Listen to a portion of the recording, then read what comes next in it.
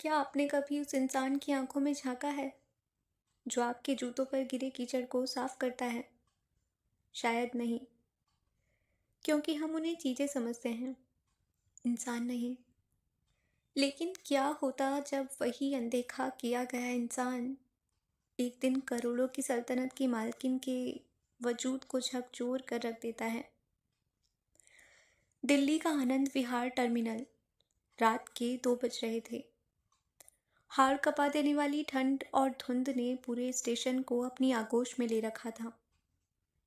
Platform number 4 के कोने में जहां कूड़े का ढेर लगा था, वहीं एक फटी हुई बोरी ओढ़कर कबीर सोया हुआ था। कबीर की उम्र शायद 24 साल रही होगी, लेकिन चेहरे की झुर्रियां और काली पड़ चुकी आंखें किसी तजुर्बेकार बूढ़े की दास्तां सुनाती थीं। वो स्टेशन पर लावारिस सामान ढोता, कभी खाली बोतलें चुनता, तो कभी किसी ढाबे पर झूठे बर्तन धोकर अपना पेट पालता। उसके पास रहने के नाम पर एक जंग लगी टीन की पेटी थी, जिसमें कुछ फटी हुई किताबें और एक पुराना सा चश्मा टूटा हुआ था। यही उसकी कुल जायदाद थी। लोग उसके पास से गुजरते समय अपनी नाक सिकोड़ लेते। कोई उसे ए लड़के कहता तो कोई ओए भिखारी। कबीर ने मुस्कुराना छोड़ दिया था, क्योंकि मुस्कुराहट के लिए भी अंदर थोड़ी उम्मीद बाकी होनी चाहिए। एक सुबह जब कोहरा इतना घना था कि हाथ को हाथ नहीं सूझ रहा था, कबीर प्लेटफॉर्म की बेंच के नीचे से एक लावारिस अखबार उठा रहा था। तभी उसके कानों में चीखने चिल्लाने की आवाज़ गूंजी। प्लेटफॉर्म नंबर 2 पर राजधानी एक्सप्रेस तेज रफ्तार से आ रही थी। तभी भीड़ के धक्के से एक युवती, जो दिखने में किसी ऊंचे खानदान की लगती थी, उसका पैर फिसला और वो सीधे पटरियों पर जा गिरी। वो युवती थी Arya Singhania. Singhania group of hotels की इकलौती वारिस। लोग चिल्ला रहे थे, फोन निकालकर वीडियो बना रहे थे, लेकिन मौत की तरफ बढ़ते उन लोहे के पहियों के सामने कूदने की हिम्मत किसी में नहीं थी। कबीर ने जैसे ही ये देखा, उसने आव देखा न दाव, अपनी जान की परवाह किए बिना पटरियों पर छलांग लगा दी। हट जाओ पीछे, पीछे हट जाओ। कबीर की आवाज़ में वो दहाड़ थी जो शायद बरसों से उसके सीने में दबी थी। ट्रेन की हेडलाइट की रोशनी आर्या की आंखों को अंधा कर रही थी। वह जम चुकी थी। कबीर ने झपट कर आर्या की कमर पकड़ी और उसे पूरी ताकत से दूसरी तरफ धकेल दिया। खुद को बचाने के लिए कबीर के पास सिर्फ 1 सेकंड का 10वां हिस्सा था। वो नीचे झुका और पटरियों के बीच के गैप में लेट गया। पूरी ट्रेन उसके ऊपर से गुजर गई। प्लेटफॉर्म पर सन्नाटा छा गया। सबको लगा कि वो कूड़ा बीनने वाला खत्म हो गया। लेकिन जब आखिरी डिब्बा गुजरा, कबीर धूल झाड़ते हुए खड़ा हुआ। उसके चेहरे पर खरोंच थी, हाथ से खून बह रहा था, लेकिन आंखों में गजब का सुकून था। आर्या, जो सदमे में कांप रही थी, उसने पहली बार कबीर को देखा। कबीर ने चुपचाप अपनी फटी हुई बोरी उठाई और बिना कुछ कहे भीड़ को चीरते हुए निकल गया। उसने थैंक यू का इंतज़ार भी नहीं किया। अगले 3 दिनों तक आर्या को नींद नहीं आई। उसे वो गंदा फटेहाल लड़का याद आता रहा, जिसने अपनी जान दांव पर लगा दी थी। उसने अपने प्राइवेट सिक्योरिटी हेड को आदेश दिया, मुझे वो लड़का चाहिए, किसी भी कीमत पर। जब आर्या की टीम कबीर तक पहुंची, तो वो स्टेशन के पीछे एक नाले के किनारे सूखी रोटी पानी में भिगो कर खा रहा था। मैडम ने बुलाया है, सिक्योरिटी गार्ड ने नफरत से उसे देखते हुए कहा। कबीर ने सर उठाया और शांत आवाज में बोला, कह देना, मैंने किसी मैडम को नहीं बचाया था, मैंने एक इंसान को बचाया था, और इंसानियत का सौदा नहीं होता। ये बात जब आर्या तक पहुंची, तो वो दंग रह गई। जिस समाज में लोग करोड़ों के लिए बिक जाते हैं, वहाँ एक फुटपाथ पर रहने वाला लड़का स्वाभिमान की बात कर रहा था। आर्या खुद वहां पहुंची। उसकी लग्जरी मर्सिडीज उस गंदी बस्ती के सामने रुकी तो लोग दंग रह गए। करोड़ों की मालकिन एक भिखारी के सामने खड़ी थी। तुम्हें क्या चाहिए कबीर? पैसे, घर, नौकरी? आर्या ने पूछा। कबीर ने आर्या की आंखों में सीधे देखते हुए कहा, मैडम, आपके पास देने के लिए बहुत कुछ है, लेकिन जो मुझे चाहिए वो शायद आपके पास भी नहीं। क्या? आर्या ने हैरानी से पूछा। इज्जत। क्या आप मुझे वो दे सकती हैं जो आपका समाज मुझसे छीन चुका है? आर्या ने कबीर को अपने साथ ले जाने का फैसला किया, लेकिन ये कोई फिल्मी कहानी नहीं थी। कबीर को सिंघानिया ग्रुप के ऑफिस में ट्रेनी के तौर पर रखा गया। यहाँ से शुरू हुई असली रौनस। कबीर को सूट बूट पहना दिया गया, लेकिन उसके सहकर्मी उसे आज भी स्टेशन वाला ही कहते थे। ऑफिस की कैंटीन में कोई उसके साथ नहीं बैठता था। फाइलों के बीच कबीर को ऐसा लगता जैसे वो फिर से पटरियों के बीच फंस गया है। एक दिन ऑफिस की एक बड़ी मीटिंग में जब आर्या के पिता और बोर्ड मेंबर्स एक प्रोजेक्ट पर चर्चा कर रहे थे, कबीर ने एक सुझाव दिया। ये प्रोजेक्ट फेल हो जाएगा। कबीर की आवाज़ ने सन्नाटा फैला दिया। तुम्हारी हिम्मत कैसे हुई? एक सीनियर मैनेजर चिल्लाया। तुम जानते भी हो बिजनेस क्या होता है? या अभी भी कूड़ा बटोरने वाली बुद्धि है? आर्या ने बीच बचाव किया, उसे बोलने दो।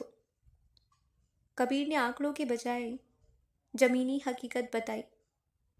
उसने बताया कि कैसे गरीब बस्तियों में सप्लाई चेन काम करती है। उसकी बातों में वो अनुभव था जो हार्वर्ड की डिग्री में भी नहीं मिलता। कबीर को लगा था कि पटरियों की जिंदगी कठिन थी, लेकिन उसे क्या पता था कि एसी कमरों की ठंडक दिल को ज़्यादा बेरहमी से चबा देती है। आर्या ने उसे ऑफिस में एक छोटा सा कैबिन तो दे दिया, लेकिन वहाँ की हवा में कबीर के लिए सिर्फ जहर था। एक दोपहर कबीर कैंटीन में अपनी थाली लेकर एक टेबल पर बैठा था। उसके बैठते ही वहाँ पहले से बैठे 3 सीनियर एग्जीक्यूटिव्स अपनी नाक सिकोड़ कर खड़े हो गए। उनमें से एक विक्रम, जो आर्या से शादी करने के सपने देख रहा था, जोर से बोला, मैनेजमेंट को चाहिए कि कैंटीन में हाइजीन का ख्याल रखें। अब हर कोई ऐरा गैरा आकर हमारे साथ खाना खाएगा तो बीमारियां तो फैलेंगी ही। पूरा हॉल ठहाकों से गूंज उठा। कबीर के हाथ कांपने लगे। उसने निवाला मुंह तक ले जाने की कोशिश की, लेकिन उसे लगा जैसे वो रोटी नहीं, अपनी आत्मा के टुकड़े चबा रहा हूँ। उसने चुपचाप थाली उठाई, खाना डस्टबिन में डाला और भूखा ही वापस अपने काम पर लग गया। उसे एहसास हुआ कि गरीबी सिर्फ खाली पेट का नाम नहीं है। गरीबी उस अदृश्य दीवार का नाम है जो समाज में उसके जैसे लोगों के चारों तरफ खड़ी कर दी है। आर्या ये सब देख रही थी। उसे कबीर की खामोशी से डर लगने लगा था। एक रात जब ऑफिस में सब जा चुके थे, आर्या कबीर के पास पहुंची। कबीर पुरानी फाइलों में डूबा हुआ था। तुम पलट कर जवाब क्यों नहीं देते कबीर? आर्या ने मेज पर हाथ पटकते हुए पूछा। कबीर ने सर उठाया। उसकी आंखों में वो थकान थी जो उसने पटना की उन झुग्गियों में कमाई थी। मैडम, जब आप दलदल में खड़े हों तो हाथ पांव मारने से आप और नीचे धंसते हैं। मैं यहाँ लड़ने नहीं, खुद को साबित करने आया हूँ। तभी आर्या के पिता मिस्टर सिंघानिया वहाँ आए। उनके चेहरे पर वो क्रूर गरिमा थी जो सिर्फ दौलत से आती है। उन्होंने कबीर को ऐसे देखा जैसे कोई जमीन पर पड़ी गंदगी को देखता है।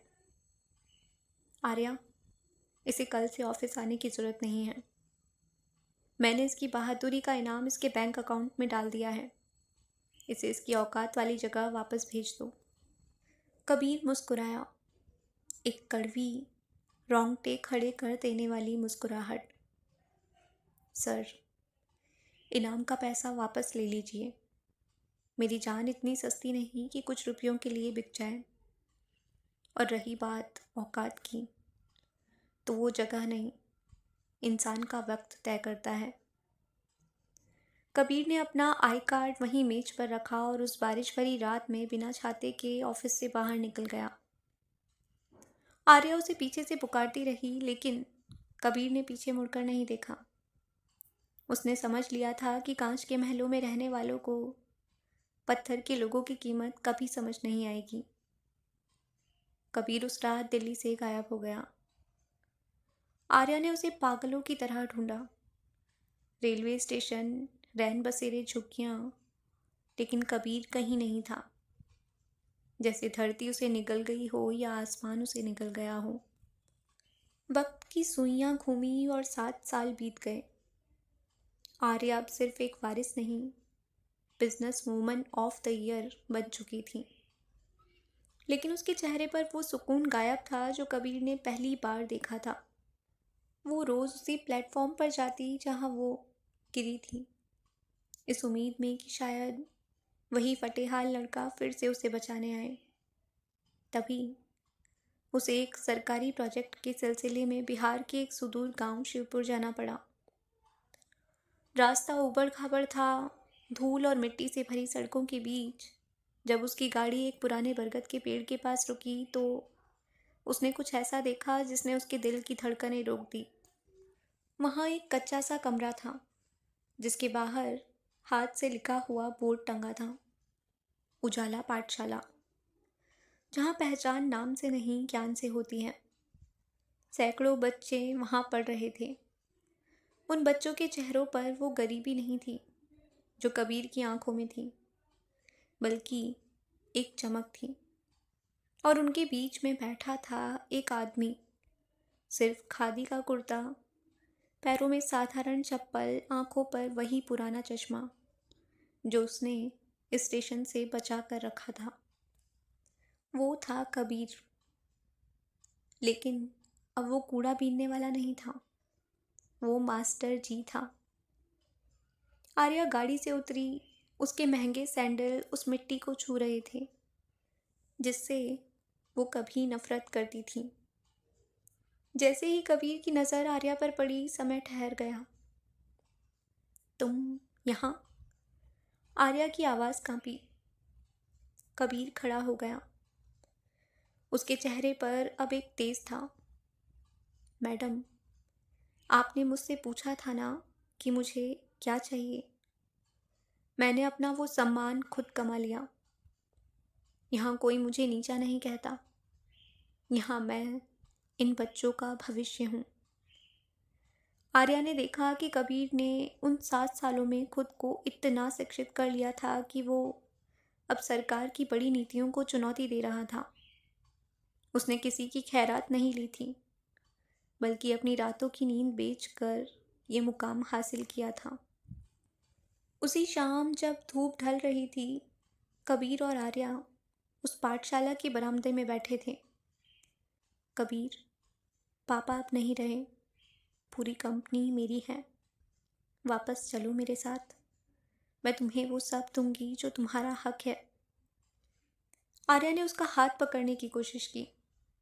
कबीर ने धीरे से अपना हाथ पीछे खींच लिया। आर्या, जिस दिन मैं आपके साथ उस बड़ी गाड़ी में बैठूंगा, लोग फिर से कहेंगे कि किस्मत चमक गई।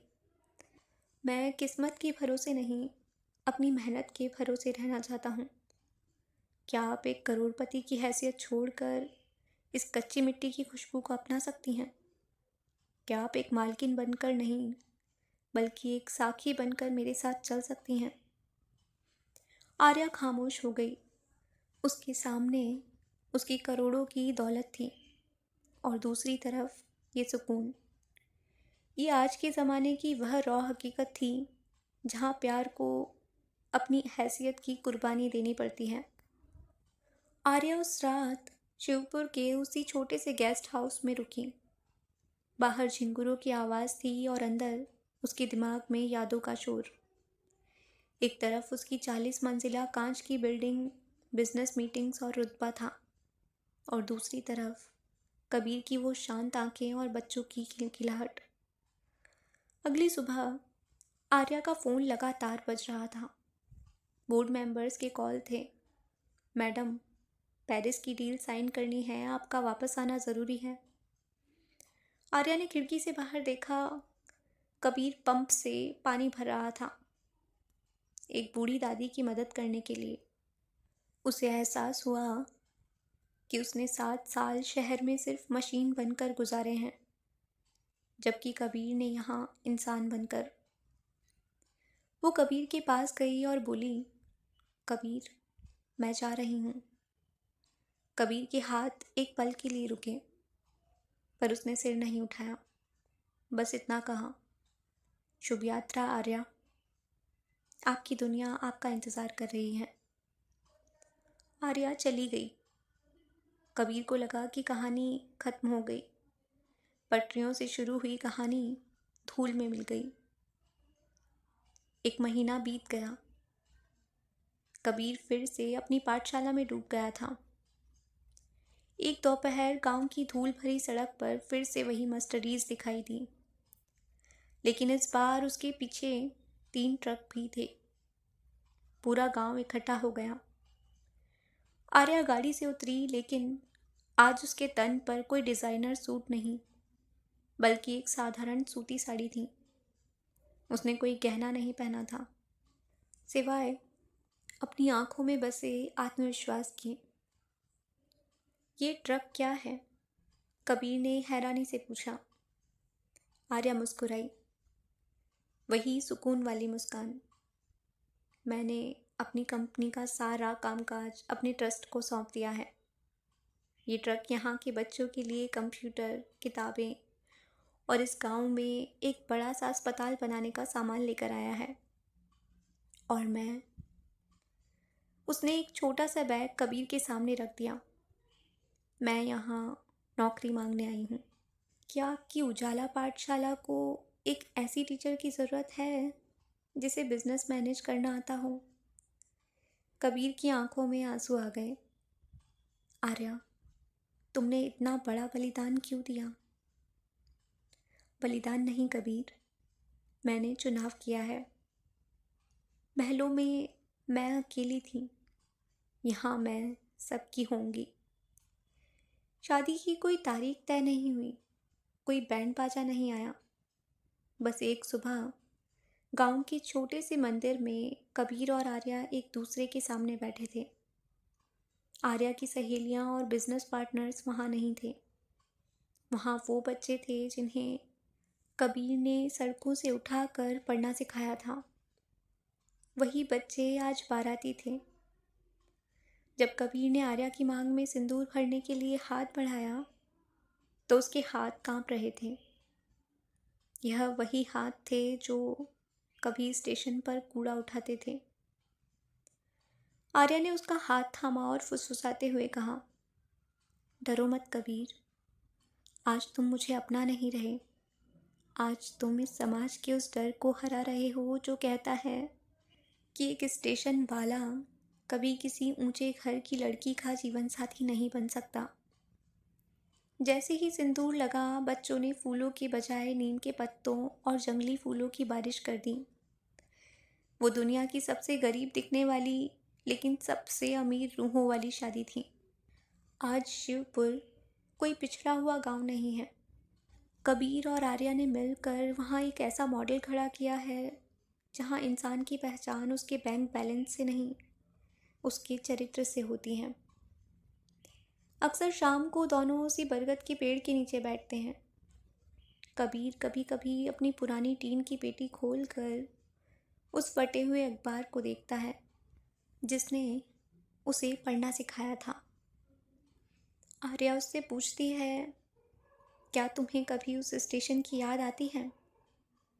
कबीर ने मुस्कुरा कर कहा, हर रोज़, क्योंकि अगर वो स्टेशन नहीं होता तो मैं गिरता नहीं, और अगर मैं गिरता नहीं तो तुम मुझे कभी उठाती नहीं। ये कहानी हमें सिखाती है कि दुनिया आपको उसी नज़र से देखती है जिस नज़र से आप खुद को देखते हैं। अगर आप खुद को राख समझेंगे तो दुनिया आपको पैरों तले रौंदेगी, और अगर आप खुद को उजाला समझेंगे तो दुनिया आपके सामने सिर झुकाएगी। कबीर और आर्या की ये कहानी हमें सिखाती है कि प्यार और सम्मान कमाया जाता है, खरीदा नहीं जाता। क्या आप भी अपनी ज़िंदगी में किसी ऐसे कबीर को जानते हैं जिसे दुनिया ने अनदेखा किया हो, पर उसका दिल सोने का था?